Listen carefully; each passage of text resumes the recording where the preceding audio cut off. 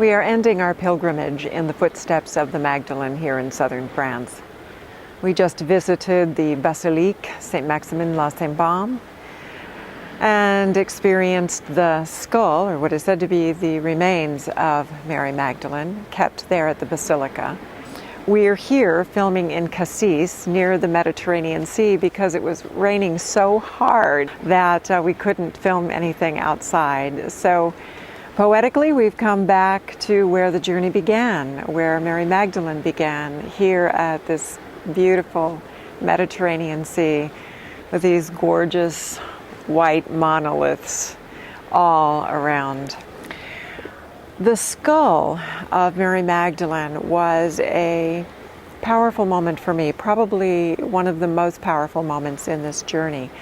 And the reason is that many years ago, I had a dream, actually what I would call beyond a dream, a vision of her skull, and it was surrounded by gold, like her hair. Now, I didn't know it was Mary Magdalene at the time. I just knew that the skull was significant in my life, and I didn't really know how. It was sometime later that I realized I was seeing the skull of Mary Magdalene, and now here to actually experience it for myself.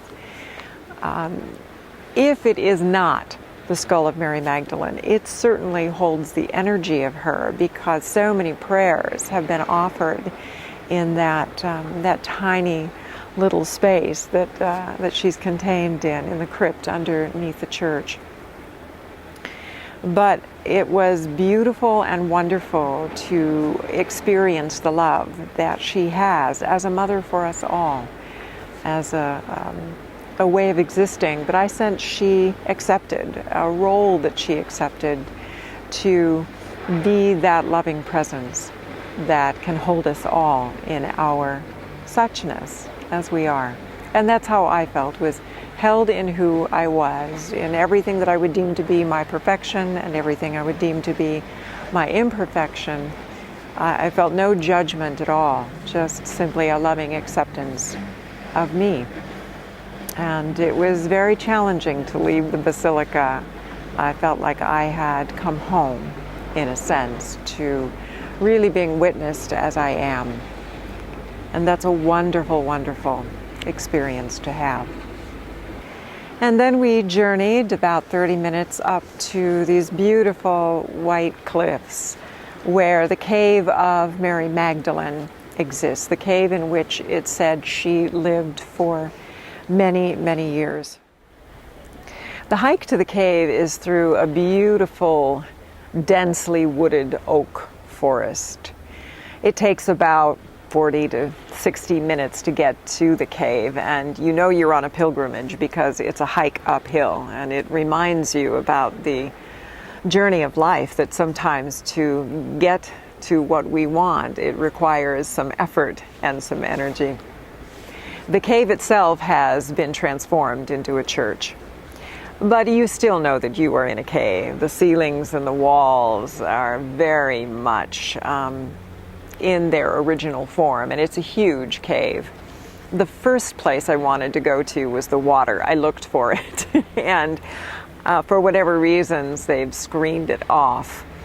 But you can also tell that pilgrims have, broken through the screen to get to the water. That sense of sacredness that caves have with their water, this beautiful pure water that's seeping in, down from the earth, up from the earth to create this pool of water. And if you look at the floor of the cave, you'll see water from the drips coming down from the ceiling of the cave. You'll also find the remains of Mary Magdalene, a small relic said to come from her body is there, and many prayers written on pieces of paper all over the main altar area, candles that are lit, prayers to Mary Magdalene asking for her help. I've talked to several people who have been to the cave. I understand there's been some interesting research that's come out that contradicts maybe what we may have thought, that Mary spent 30 years meditating in the cave. She may or may not have. Whether she was there alone or she was there with family and companions. I don't know that anybody really knows.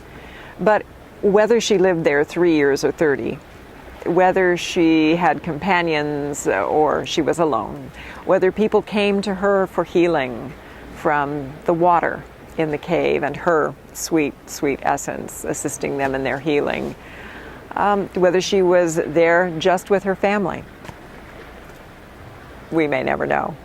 But one thing is certain to me, that is that she left a legacy in that cave that has lasted nearly 2,000 years and calls to us from all over the world to come experience the cave.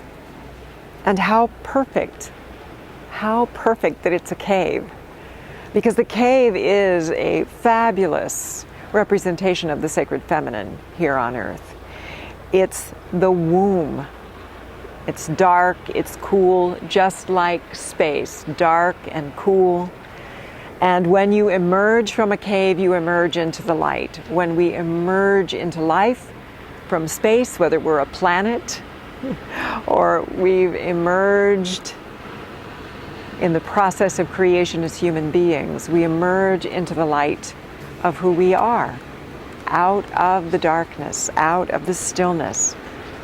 And that cave held that energy so beautifully, the stillness, the quiet.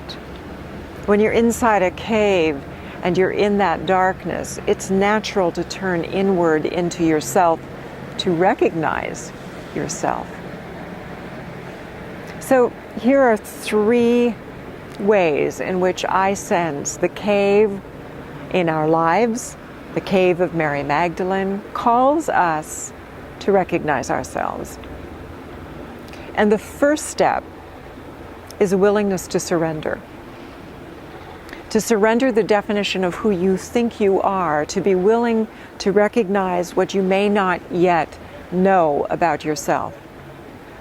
And that knowing can be a sweet and powerful, beautiful recognition of the self. It can be some part of yourself that you feel regret about. Some part of yourself you're saying, I wish I hadn't done that.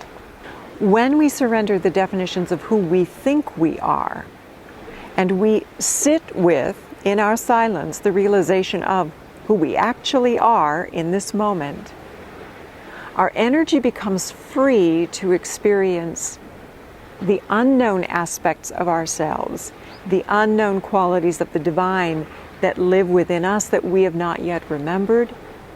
And space is there to remember ourselves and awaken in the light of who we are. Surrender. It's a very powerful step in a pilgrimage. It's a very powerful step in the awakening of ourselves. The second is to open our hearts fully to the witnessing of who we are. And that means being willing to love all of the aspects of ourselves, that which pleases us and that which displeases us, to find space within us to hold it all, and to allow our hearts to grow in the expanded awareness that a heart can. In other words, we can hold it all. We can love it all. And our hearts know this. And in the silence and in the stillness, there's an invitation to open if we choose.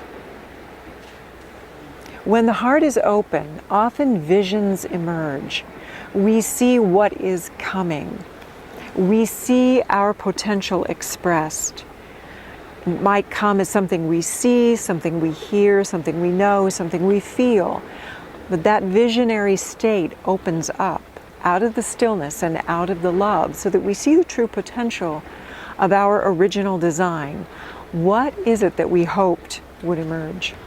The third step is serving. In other words, taking that vision that we've been shown, or that knowledge we've been given auditorily, that sense of who we are, that knowingness of who we are, and now acting in the world in service to others. All of us have been given gifts that are intended to be of service to the world, to the planet, to humanity, to certain individuals, to the plants, to the animals, to something. We are here to serve. And when we allow ourselves to serve fully, then there is great fulfillment. And isn't that often what a pilgrimage is really all about? To let go of the baggage and the preconceived ideas of who we are and truly emerge as the individuals that we are. I invite you to go into your cave. Go into the silence within you. Go into the still darkness within you and quiet yourself. And simply be present to what you see and what you experience. Open your heart to everything that you experience. Open your heart. And in that awareness of love, allow the vision of your potential to emerge. The unknown parts of you that you know but may have forgotten. Really, it's a matter of remembering who we really are, what you really wanted to create and accomplish here in your life on earth, so that in your service in the world, you can follow in the footsteps of the Magdalene, and you can leave the legacy that you are here to create.